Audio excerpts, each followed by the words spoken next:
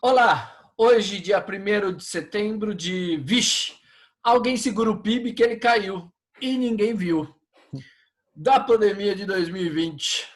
Meu nome é Jaime Jardim, comigo hoje estão o Dr. Fábio Lugar Machado, Opa, Dr. Rodrigo Portuga Marques Oba! e nossa convidada, Alessandra Coimbra, nossa psicopedagoga. Eita, engasguei!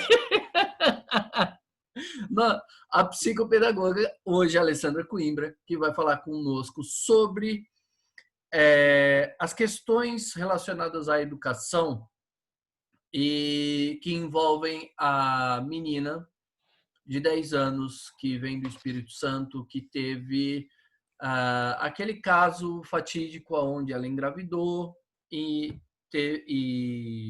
fez, por aprovação de lei, né, o aborto do feto.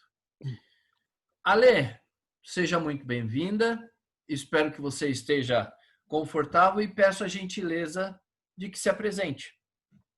Boa noite, estou muito confortável e amigos. Primeiro, eu quero agradecer muito esse convite, me senti bastante honrada.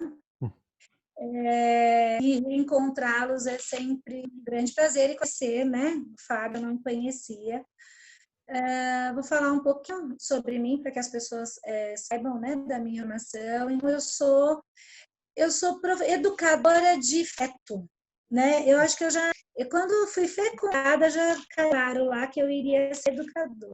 Então, eu sou da geração que fez magistério, né? Que não existe mais, e aí fiz pedagogia, fiz orientação educacional, fiz administração, fiz supervisão e fiz psicopedagogia, que é o nome, viu, Jaime, que as pessoas enrolam, pode ir tranquilo, não sai o psico, então eu falo, chama de psico que é mais fácil.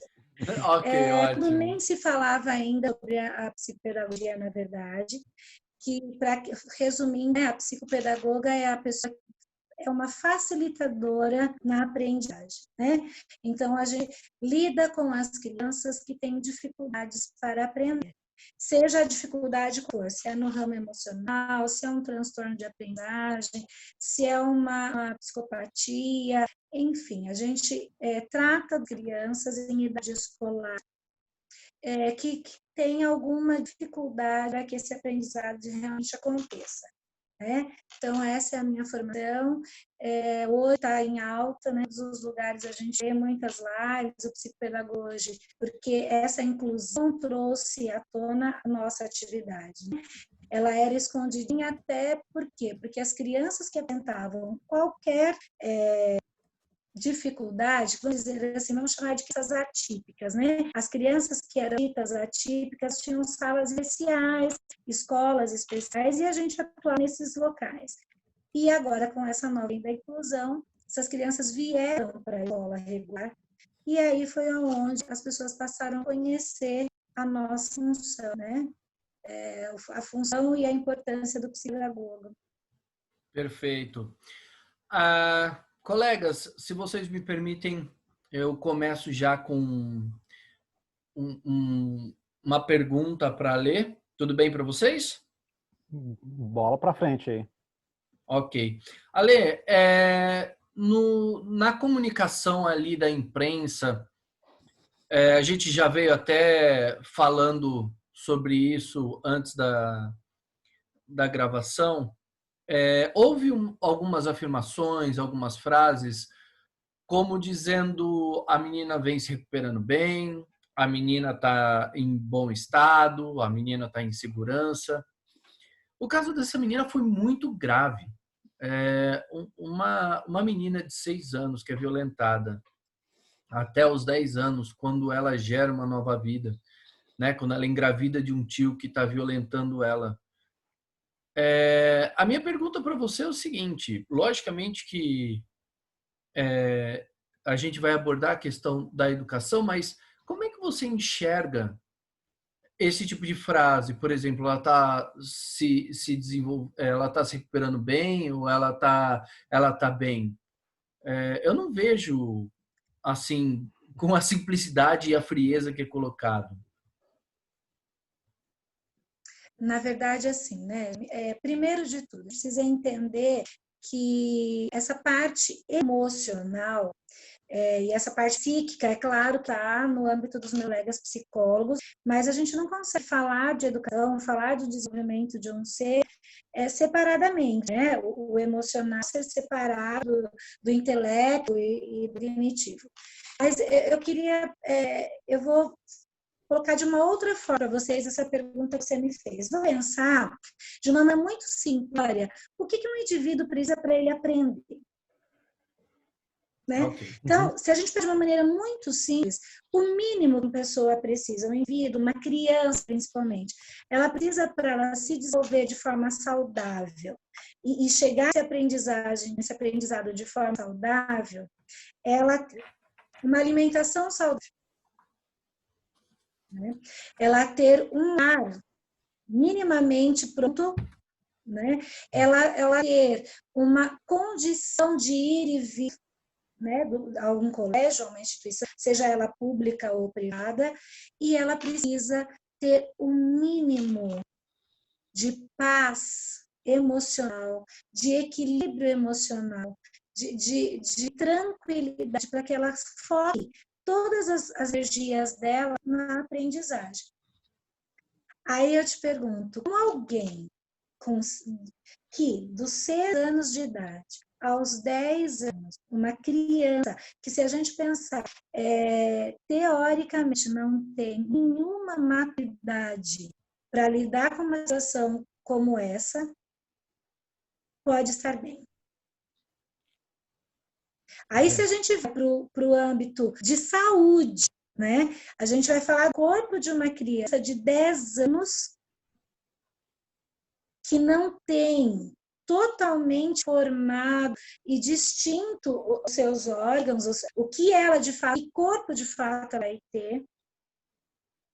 Então, na saúde dessa criança, a gente pode imaginar o quanto de dor ela passou, o quanto de desconforto.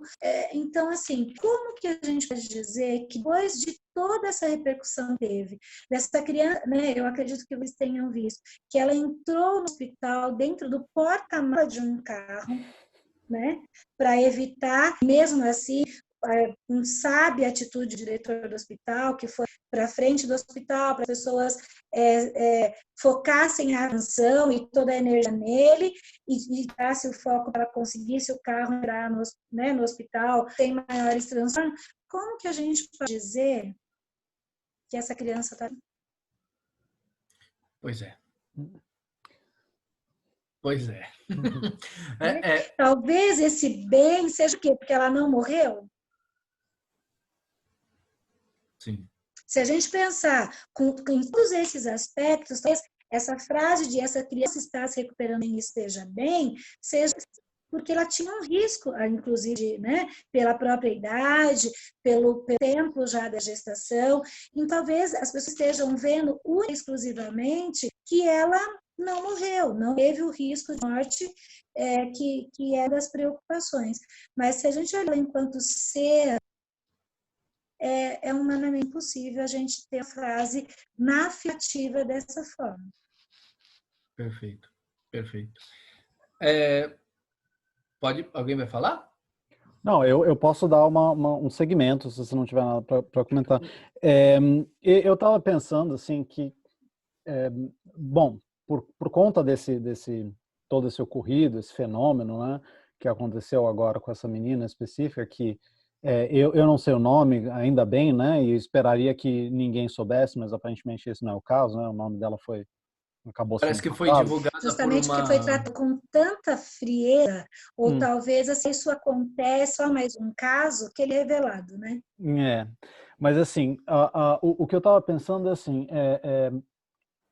tipo, eu não consegui deixar de lembrar das afirmações que não foram proferidas agora, obviamente, mas vieram à tona por conta desse caso, que foi aquela frase infeliz do Olavo de Carvalho, a respeito de como talvez crianças de 9 anos, na verdade, até gostariam de ter um filhinho, alguma coisa assim, que foi tido por muita gente como uma defesa enfim, primeiro, da manutenção da gravidez de uma criança de 10 anos, né, 9, 10 anos, e segundo, como uma apologia até não direto, né, mas pelo menos uma defesa da situação como um todo, né, a situação de crianças grávidas e uma afirmação principalmente a respeito do impacto negligenciável, né, de uma gravidez numa criança, o que Como se ela desse,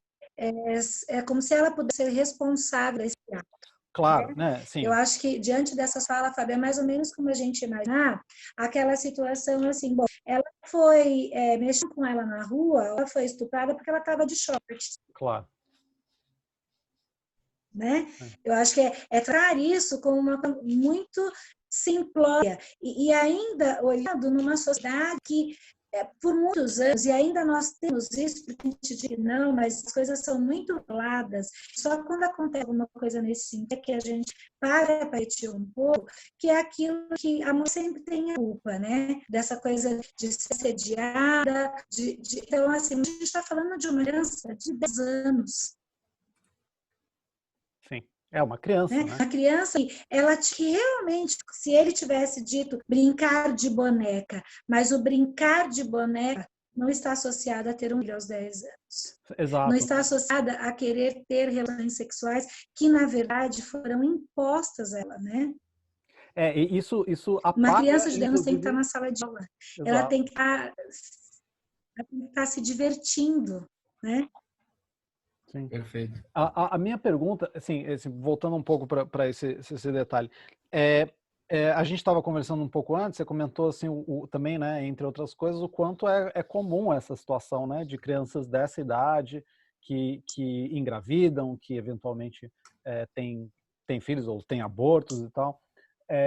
A minha dúvida, assim, existe, assim, do ponto de vista da psicopedagogia, existe já algum tipo de vamos dizer assim, método método para lidar com essa situação de crianças abusadas, ou é uma coisa assim, cada caso é um caso? Cada caso é um caso, ou é muito novo, ainda não foi investigado a fundo, ou é muito complicado de investigar, sabe? Qual que é a situação, assim, do ponto de vista da psicopedagogia, para lidar com essas questões, as necessidades dessas meninas, dessas crianças que estão sofrendo isso?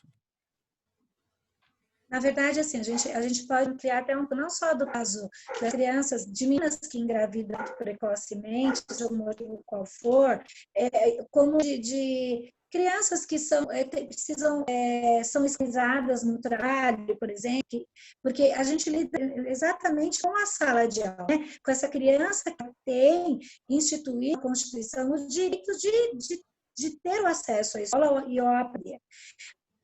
Para nós, pedagogo, é algo que é bastante restrito. Por quê? Porque ainda antes de chegar esse momento de aula, dessa criança ter ou não condições de ir para uma escola, de frequentar uma escola, depois de tudo isso, a gente tantas outras profissões que passam antes, né? Então, a gente vai ter um psicólogo que para essas crianças é o personagem, vamos dizer, o profissional que mais vai fazer a diferença. Né? E aí a gente vai dizer, não só psicólogo, porque se você tem um abuso, ele vai mexer com você de uma maneira geral.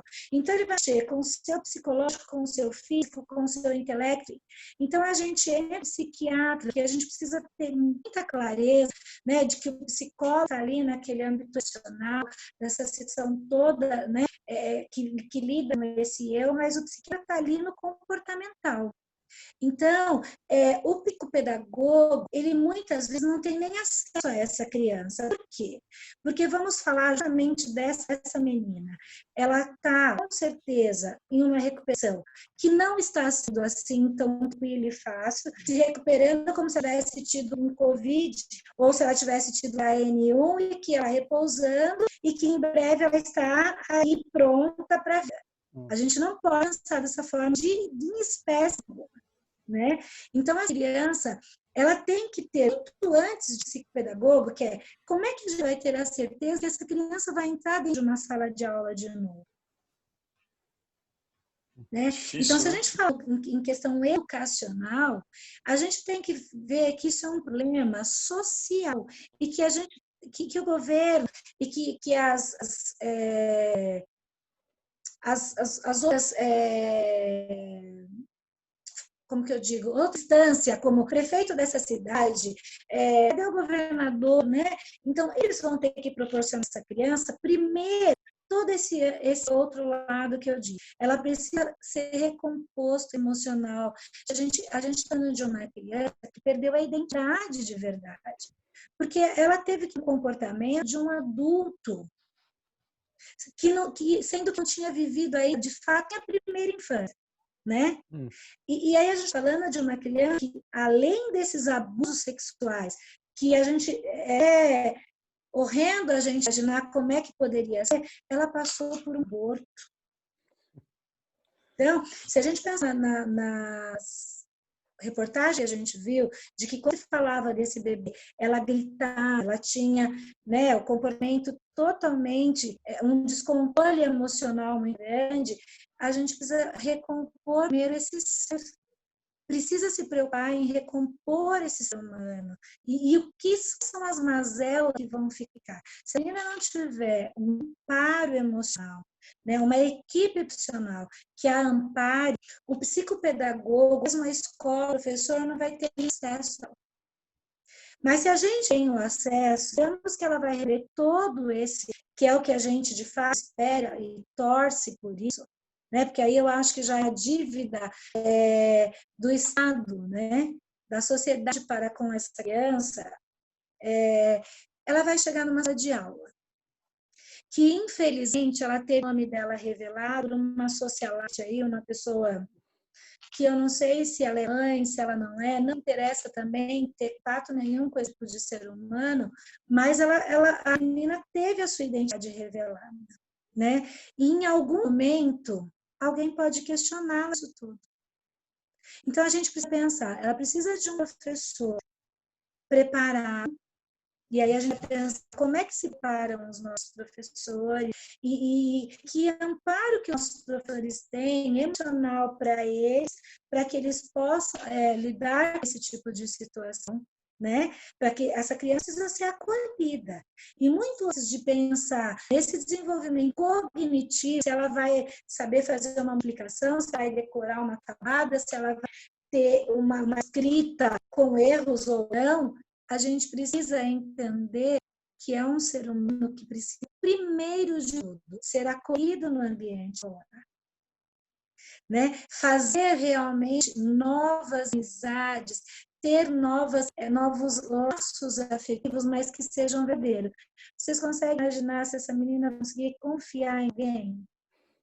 Não, nunca mais. Nunca mais, é outra realidade, né? Então, assim, muito antes de chegar no psicopedagogo, porque a gente precisa que ela esteja realmente de pé novamente, gente, né? Que esse emocional esteja sendo amparado, que esse psíquico esteja bem, que o físico dela, imagina uma criança de 10 anos que sofreu um aborto, que não deve ter sido fácil, porque ela não estava no início de gestação, né? Então, isso tudo vem antes do que ela pisar o pezinho dela dentro da escola. E aí a gente precisa imaginar que isso pode não acontecer, que por algum tempo, ou talvez por longo tempo escolar da vida dela, ela tenha que receber uma educação dentro do ambiente dela, do lar, seja não sei com quem ela vai estar, né? Porque isso também é uma coisa que não se foi falar. Né? Claro. Qual foi a posição do restante da família, né? dos responsáveis por essa criança, esse acesso que tio tinha de tanta facilidade. Então, de repente, é uma criança que vai ter que receber, e que é o direito cabível por lei, uma educação domiciliar. E aí a gente vai pensar. Existe prescrito por lei a necessidade, tipo, se uma criança não pode emocionalmente, psicologicamente ir para a escola, ela teria que receber uma educação. E como é que isso é feito operacionalmente? Eles se manda um professor para um professor público? Como é feito isso? Então, aí fica muito a critério do Estado. E se isso está no ECA, isso está na Constituição, a criança, quando ela é impossibilitada, então, por exemplo, criança que tem tratamento de um câncer, uma criança que tem uma doença autoimune, os pais podem procurar esse direito dele receber essa educação, né? Então, fica, por exemplo, existem hospitais que têm pedagogos, que têm profissionais que dão as aulas para essas crianças que ficam muito tempo, né? Então, assim, independente de qualquer coisa, está lá na Constituição. O indivíduo, ele tem que receber o que lhe é de direito, e a educação é de direito de toda criança. E aí vai caber ao Estado e aos nossos governantes e a todas as pessoas envolvidas nesse processo, de como isso vai acontecer. Então, se ela está num hospital público, acredito, né, que aconteça de forma pública, disponibilizar alguém para que a criança receba. Se a instituição particular, muitas vezes o hospital tem um pedagogo, um psicopedagogo que dá essa continuação. Assim como se nada disso, por exemplo, um colégio que eu trabalho, presto serviço há mais de 27 anos, a criança quebrou o pé, ela ia ficar 6 meses afastada e teve que fazer uma cirurgia. A professora ia até a casa dela levar a atividade e explicar. Então, é de obrigação da instituição dar continuidade a essa educação. Claro. Né? É um direito adquirido. Né? Não, então, bom, assim, a gente não espera que seja existem necessário, muitos pontos de interrogação nessa situação. Né? Sim. Fábio, Pode você falar. ia terminar de falar? Não, eu só falar assim, não é bom saber disso. Eu não sabia que em situações... Faz sentido, obviamente, né? Como você disse, a educação é um direito, né, de toda criança, mas eu nunca tinha parado para pensar em situações realmente extremas, né, e especiais como essa, o que aconteceria, ou como isso você tinha comentado, crianças que ficam muito tempo no hospital por questão de doenças, como é que elas teriam os seus direitos cumpridos. Eu nunca tinha parado para pensar. É interessante saber que existe isso prescrito na lei, a possibilidade dela receber uma educação. Mesmo, assim, apesar da gente não esperar que isso seja o caso dela, a gente gostaria que isso fosse uma coisa que conseguisse ser superada e que ela pudesse ser reintroduzida de maneira sabe, saudável no ambiente que ela tem direito de estar, na escola, para socializar e tudo mais. Mas, assim, mesmo talvez no pior situação possível, ela ainda tem aí a possibilidade de seguir, né, o aprendizado, o desenvolvimento. Porque a verdade é assim, gente, é no ambiente escolar que a gente constrói as nossas primeiras relações sociais, né? Exato. Além da gente, além da família. Então, se a gente pensar que essa menina estava no momento de fazer essas construções, né? de fazer esses laços afetivos, de começar a descobrir o que de fato é na nossa sociedade, além da nossa casa, que é a primeira sociedade que a gente vive, que é ali que a gente faz os primeiros laços, os nossos primeiros aprendizados acontecem dentro da casa da gente, né? E ele é um aprendizado que a gente como eu digo, a gente vai na imitação. Né? Então, você pode ver que essa pequena ela tem muitos traços dos pais, né? E aí, quando ele vai para o segundo momento, que é a inserção dele na escola, no ambiente escolar, é onde ele descobre realmente um ser, né? E onde ele vai traçar situações do dividir, do querer o outro, de ser respeitar o espaço do outro, a gente cria esses laços, e isso foi entendido de uma maneira muito busca. Né? Não foi lugar e a gente sabe que de repente essa menina tinha algum comportamento, sabe, é o que eu falo sempre para os professores e nos cursos que dá e em todas as situações que a gente conversa, olhe os seus olhos, o professor precisa ter olhos de ver, ouvidos de ouvir.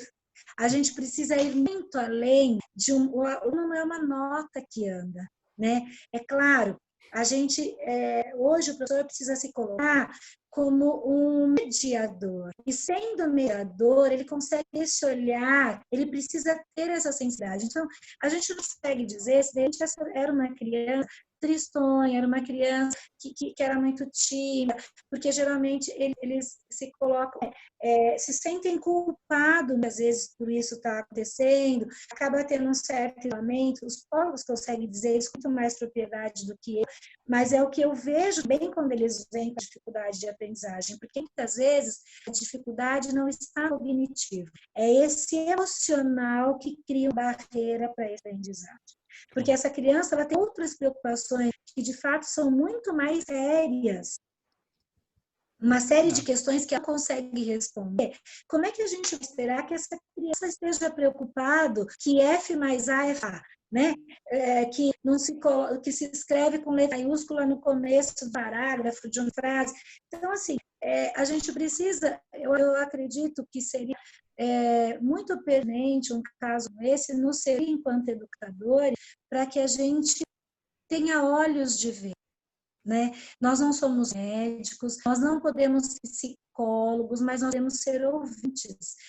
O ouvir, o ler o seu aluno de fato enquanto ser humano, né?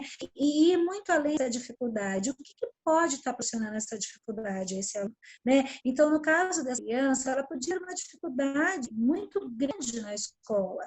E, de repente, o professor achar, como a gente, né, a gente como humano, olha, ela não gosta de vir para o colégio, a praia dela não é escola, ou é muito dispersa, mas assim, alguém procurou, dizendo isso em hipóteses, tá? Que a gente não tem de fato esses dados para a gente trabalhar.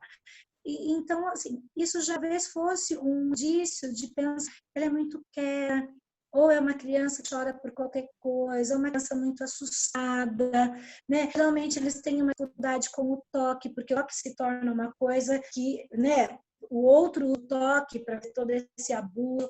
Então, eu acho que fica, assim, uma reflexão para que nós, educadores, realmente tenhamos, a gente possa ter esse olhar diferenciado, que a gente possa ler o nosso aluno, além de uma aprendizagem sistematizada, né? De aprendizagem acadêmica. Sim. Eu queria fazer um comentário meio de experiência como professor de ensino médio e de vários ensinos, né, que a gente vai passando. E eu acho que todos os outros dois meus colegas aqui, que de alguma forma passaram pela experiência em disciplinas de licenciatura, né, de pedagogia, nós, há um tempo atrás, quem era formado pelo menos uns 10, 15 anos atrás, em disciplinas, ou quem era formado em licenciatura de ciências naturais, biologia, química, português, matemáticas, enfim, as licenciaturas como um todo, não havia preparo para lidar com isso. Psicopedagógico, para você não sabia, a gente não era treinado, ainda não é, na verdade, né? Ainda não é. Não é. O que eu digo que ainda não é, porque de 2014, 2015 para cá, há uma mudança nos cursos de licenciatura com aumento de demanda de novas atribuições que um professor em licenciatura tem que ter, né, para exercer seu cargo, para exercer sua profissão. Então, eu mesmo já, quando fui professor, peguei situações em que você vê um aluno, um caso, eu não vejo como um problema sério, mas é um problema para a nossa formação, que tem alunos com Asperger, né? Asperger, né? Que é um dos espectros do autismo. É uma das áreas que o autismo permeia, né? Que hoje é um termo que a gente já não utiliza mais. O Asperger é muito comum. Que tem vários níveis, né? E tem aluno que é difícil, o aprendizado é outro, as regras. E se o professor não tem a sensibilidade, olha só, a gente tem que apelar para a sensibilidade de alguém que não foi treinado para isso. Entende o que eu quero dizer? Não que a pessoa é ruim, que não fez parte da história de formação do professorado brasileiro. Ele, se faz parte agora, ele é recente, é de 5 anos para cá. Então isso é um problema, né? No caso dessa menina, imagino quantas vezes não por culpa da pessoa, porque também está sobrecarregado. Imagina numa classe com 50 pessoas. Você vai conseguir ter esse olhar especial, como em vários lugares? Não vai. E eu te digo mais. Na verdade, assim, isso só veio por conta da inclusão em si. E esse professor que hoje recebe de uma maneira diferenciada é o professor que faz a pedagogia, e não o professor que ele é de uma disciplina específica, não especialista, né? Porque eu digo que existe essa falha aí, porque todos lidam com o aluno. E por que somente os professores das séries iniciais, eles têm a matéria de didática, eles têm psicologia da educação, então, assim, a gente precisa entender que não há uma culpa no professor, porque a gente não foi formado para isso. Porém, eu costumo dizer, é o que nós temos hoje, a gente tem essa inclusão e ela veio para ficar, né? A inclusão, ela está aí. Então, também cabe ao profissional ir em busca desse conhecimento que não lhe deram, né? Se eu estou dentro da sala de aula e eu percebo o meu aluno diferente, eu percebo dificuldade. Então, quando a gente fala do Asperger, que hoje, assim, a gente não usa mais essa nomenclatura, porque todo mundo vem como TEA, que chama, né? Que é o transtorno do espectro autista. Porém, quando você lê lá essa avaliação, ele vai te dar, olha, é um transtorno do espectro autista com ênfase na parte da social, né? Então, você sabe que aquela criança tem dificuldade maior nessa parte social, né? De dar com o outro, de se comunicar com... Olha, é um TEA e a gente fala algumas coisas... de comorbidade. Então, geralmente, o autista, ele nunca é só autista, né? Ele não tem só o transtorno do espectro autista, ele tem alguma comorbidade que a gente... Ou ele pode ser hiperativo, ele pode ter um déficit de atenção. Então, seria um outro passo para a gente ter uma outra situação. Mas, assim, e esse professor que está ali dentro da sala de aula, gente, a gente não recebeu na formação. Eu estou lidando com essa situação hoje, então eu preciso me capacitar. E hoje nós temos muito curso. O que eu acho que, na verdade, você trabalha muito, eu que treinei muito tempo, a instituição do especialista, de que ele tinha aqueles 50 minutos para fazer aquilo com que ele se formou. Se eu me formei para dar aula de biologia, eu tenho que entrar ali e dar a minha aula de biologia. Né? E por quê? Porque vinha de uma formação que deixava muito distante essa relação com o aluno. A gente ainda vem daquela coisa muito tecnicista, né? Do professor ter que dar o conteúdo, enfim. Mas a gente está vivendo uma situação muito diferenciada. Então, cabe também a mudar a formação profissional, mas a gente que já está aí no mercado de trabalho e que não teve isso, a gente precisa ir em busca, porque nós estamos recebendo crianças muito diferentes. E a gente continua dando aula da mesma forma, com o mesmo pensamento. Por isso que, às vezes, a gente se frustra e a gente tem esses fracassos todos. Claro. Assim, se eu puder também comentar um pouco da minha experiência nisso, porque aqui na Universidade de Massachusetts eu já dei algumas aulas, né? Só uma delas foi presencial, porque a outra foi agora durante a pandemia, né? Então foi tudo pela internet, então foi diferente, né? Mas quando eu estava dando aula presencial, a universidade tem um sistema de suporte para alunos com necessidades diferenciadas, né? Não necessariamente cognitivas, podem ser físicas também, pode ser qualquer tipo, né? É bem amplo o tipo de emocional, sabe? É bem amplo o tipo de suporte que eles prestam. Mas a gente precisa olhar o ser humano dessa forma, né? Claro, claro. Não, mas para mim o complicado, pessoalmente, né? Porque assim, eu não tenho nenhuma formação psicopedagoga mais profunda. Em termos de formação de licenciatura também para mim é muito fraca, assim. E de novo, é uma universidade, né? Então fui contratado para dar uma aula de biologia. Mas quando você chega lá e você está frente a frente com os alunos, que são os alunos que têm essas necessidades diferenciais, você tem que lidar com aquilo, né? Em termos de como você resolve. Isso me gerava, assim, pessoalmente, me gerava muita ansiedade, porque eu, obviamente, não queria tratar eles diferentes, eu não queria fazer nada, mas, ao mesmo tempo, eu queria saber suprir as necessidades que eles eventualmente tinham. E eu me vi numa situação de total despreparo, né? Eu acho que eu me lidei bem, sabe? O que eu fiz foi basicamente escutar eles, dar atenção, tentar entender as necessidades deles e tentar é adaptar as minhas demandas em relação às necessidades e as limitações que eles eventualmente pudessem ter. Se precisava mais tempo, eu dava. Se precisava de um contato mais um a um, eu também dava. Mas, assim, nada disso feito dentro de algum contexto em que eu sabia o que eu estava fazendo. Era basicamente, eu pensei assim, o que eu posso fazer para melhorar essa experiência? Então, vou tentar Você quis fazer. ser um pouco Bem mais humano. behaviorista, né? Eu vou lá, faço, né? Vejo qual é a reação e vamos ver. Se ela deu certo, eu estou no caminho, eu vou seguir. Mas eu acho que isso é perfeito, porque, é verdade, Fábio, as pessoas imaginam que o universitário ele é totalmente independente, né? Adulto. Eu tenho paciente adulto.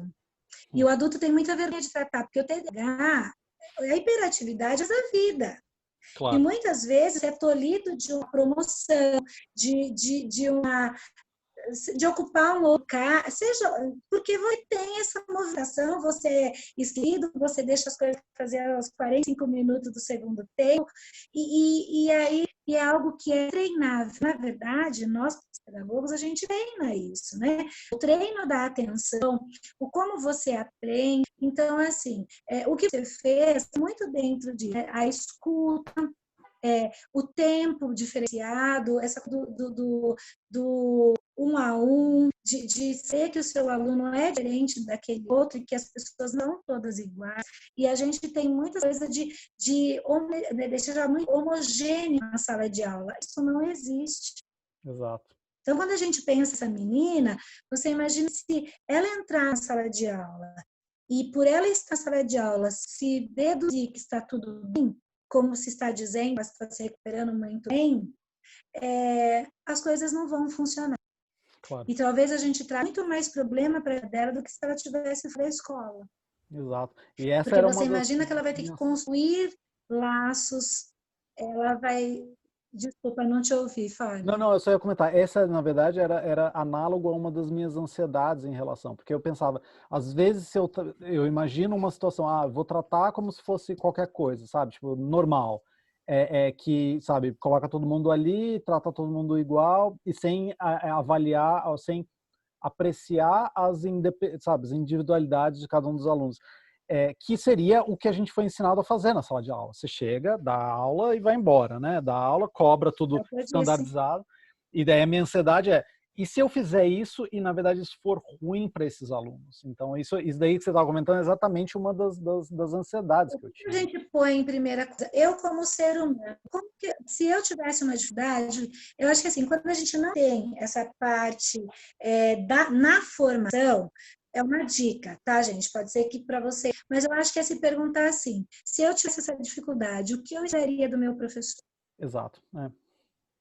Sim, ótimo. Se você responder isso, você vai conseguir ter atitude, né? Porque a gente precisa a clareza de que o que é expor um aluno, então o tratar diferente a ponto de expor, ele é negativo. Mas o tratar diferente, nível de ajudá-lo e de inseri-lo, aí é o caminho. Então, todas as vezes que a gente tiver dúvida nesse sentido, de receber um aluno diferente, claro, receber um aluno diferente, procurar ver o que esse aluno é. Né? Então, no caso dessa nossa menina, né, que a escola que a receba tenha, de fato, todas as informações necessárias. Né? Não é simplesmente, de repente, também a escola se dita, olha, ela teve uma boa recuperação e ela está aqui. Né? Então, a gente não pode ser tolhido de informação. Se a gente for, a gente precisa achar um caminho para que essas informações não sejam criadas, né? Claro. Então, um professor que vai olhar para essa menina, e este profissional, ele sim sabe, olha, esta é a aluna que foi quem viveu esta e esta situação. Porque o profissional, professor, educador, ele tem que ter auxílio. Né?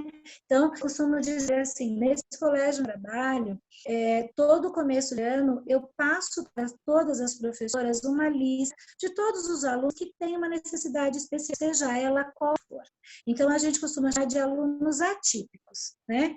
Porque eu digo, mais nenhum de nós somos. Então, a gente não pode dizer que é normal ou normal. Né? No fundo, todo mundo tem uma questão para ser resolvida. E aí, a gente está conseguindo este profissional que vai receber essa criança. Né? Eu estou dizendo a ele, criança, tem para que ele, de fato, quando entrar na sala de aula, não olhe a dedo, então você é o fulano. Você pode até não dizer que ele tem, mas quando você faz isso, você já disse para ele tem alguma coisa diferente. Mas que você tenha esse olhar de, por exemplo, é uma criança, essa menina, ela não vai poder, gente, ficar num canto da sala, sentada no fundo. É uma criança que precisa estar próxima deste adulto que a receber, né? Que a gente consiga observar todas as atitudes que ela tenha, né? Que a gente consiga entender isso para que a gente consiga avançar. Se for uma educação domiciliar, ainda muito mais tem que ser dobrada essa atenção, porque você vai ter terceiros ali influenciando, né? Então, quando a criança está no ambiente de casa dela, ela já levou banho de manhã, ela já aconteceu uma briga, ou faltou energia, ou não teve alimentação. Então, olha o ambiente que você está. A gente vai ter que ser muito mais sensível. Mas, assim, o que eu espero, de fato, é que essa criança receba, não só no educacional, porque é óbvio, lá na idade escolar, na idade de brincar, sabe, de correr na escola, de tomar lanche com amigos, de tocar figurinhas, de falar da neca que ganhou, mas assim, ela foi lida disso, e que a gente consiga ter esses profissionais que consigam resgatar isso nessa criança, porque ela é uma criança. Né? A gente precisa que ela viva esse momento de ser criança. Quando a gente não vive esse momento de ser criança, a gente tem esses adultos tão mal resolvidos. Fato. Né? Com tantas questões, ou fazendo comportamentos, seja no ambiente escolar, no familiar, no profissional, que era para ele ter tido, ele tinha 15 anos de idade, 17 anos de idade. Perfeito. Senhores, já nos encaminhamos para o final da nossa live. Alguém mais quer fazer alguma pergunta? Eu só queria fazer uma consideração final rápida, juro que serei rápido, né? André. Não, o que nós comentamos aqui são duas coisas que comentamos, né? O caso da menina lá em São Mateus, no Espírito Santo, e como o deslocamento em que aconteceu o caso dela em relação a condições sociais e como a escola podia receber isso, podia identificar isso, não é fácil. E um ponto, né, que isso não é só nas escolas públicas ou particulares, de lugares em que esses problemas acontecem, e esses problemas acontecem em diversos lugares, né? Não dá para dizer que ele é só socioeconômico, mas isso também com a expansão universitária brasileira e com a expansão universitária, onde a gente tem campos universitários públicos em áreas que eu chamo de fronteiras socioeconômicas, né, de mudanças socioeconômicas muito rápidas e que não eram perceptíveis, esses casos, e aí dizendo mais claramente questões de abuso sexual, chegam também agora para as universidades públicas, federais e estaduais. E aí algo que não é, em nenhum momento ela é tradicional das universidades receber esses casos, né? Não existe acompanhamento psicopedagógico, quer dizer, até existe, mas não nesse nível. Eu queria dizer que sim, isso existe, a gente só está pegando, tudo isso que a gente falou aqui não é nem a ponta do iceberg, é algo muito mais fino, de algo muito mais podre que tem por baixo, né? Que remete muito a esse Brasil profundo. Por aí, e que né? a gente não pode deixar nas costas somente do professor, né? Quando a gente fala que a escola ela precisa desse olhar, mas a gente não pode esquecer que o professor tem 50 crianças de 10 anos num único espaço. Né? Não pode ser que esse professor e aquele aluno que ele chega no colégio, no inverno, vive numa regata, uma bermuda. Né? Então, a gente tem um problema social muito grande. E a gente não, diante da minha profissão, o psicopedagogo está há quase 10 anos lá no Congresso, a gente está esperando ser conhecido. Então, os convênios hoje não aceitam psicopedagogo, porque nós somos uma atividade ainda, né? Então, assim, tem muitas coisas a serem revidas. Se eles tivessem essa noção do quanto um psicopedagogo faz a diferença na vida de uma criança que passou por, seja ele o trauma que for, e que foi tratado com psicólogo, que essa parte emocional e essa parte psíquica, ela foi parada, mas que isso vai refletir dentro da sala de aula e nessa aprendizagem e nesse futuro acadêmico dessa criança, se olharia tudo com mais carinho, olharia com mais carinho em função do professor, que é uma dádiva, né? A gente está ali formando, de fato, né? Seres que nos chegam. Então, a gente tem uma situação muito além do que a gente, nesse tempo que a gente está aqui conversando antes disso. E a gente precisa imaginar que o abuso sexual, a violência doméstica, ele está em todos os âmbitos sociais, culturais, em todas as faixas etárias. Então, a gente tem alunos de universidade que podem estar nesse momento sofrendo abuso sexual. Perfeito. Então, a gente precisa... É algo que é muito a ser discutido, é algo que a gente precisa, mas assim, eu não acredito nessa coisa de que o mandurim faz verão. Eu acredito assim, como disse o Fábio, talvez a gente tenha dito coisas aqui hoje para vocês, foi coisa nova, como que a criança tem direito de ser educada assim, o talar, enfim, e tantas outras que a gente pode ser dito. Então, eu acredito que o mandurim é verão sim, porque a gente vai para um para o outro, e quando a gente vê, a gente já está num bando, né? Se a gente continuar acreditando que sozinho a gente não tem força, a gente não vai ter força nunca. Porque, de fato, a gente nunca está sozinho, né? Porque nós estamos aqui os três, eu acredito que essa conversa que nós temos, talvez vocês tenham com outras pessoas vão assistir o que a gente contou, e isso vai se multiplicando, e cada um acrescentando, e fazer as suas reflexões, que a gente também precisa entender que o nível cultural, social, o partido político, a religião, cada um que ouvir o que a gente disse vai colocar tudo isso, o seu pessoal, em tudo isso que a gente falou. Mas isso vai estando multiplicado. Perfeito. Ale, agradecemos imensamente a sua presença aqui hoje. Aprendemos demais, com certeza. Muito obrigado mais uma vez por estar junto conosco. Senhores, muito obrigado pela presença de vocês. Ale, você quer falar mais alguma coisa agora nas considerações finais? Quero agradecer, foi muito bom. É um assunto que a gente, de fato, tem muitas coisas para falar. Só agradecer e dizer assim, estou sempre à disposição, vocês acharem pertinente, como falamos aí de dificuldades de aprendizagem, da dificuldade que o professor tem para lidar com essas dificuldades dentro da sala de aula, fiquem à vontade para que a gente faça momentos como esse outras vezes. Eu vou estar sempre à disposição. Obrigado, Ale. Obrigado pela ajuda, valeu pelas palavras e obrigado pela aula. Muito obrigado. Então, eu que agradeço, gente. Muito obrigada. Sendo assim, agradeço aos caros colegas. Ale, mais uma vez, muito obrigado e até mais. Se Deus quiser. Até mais.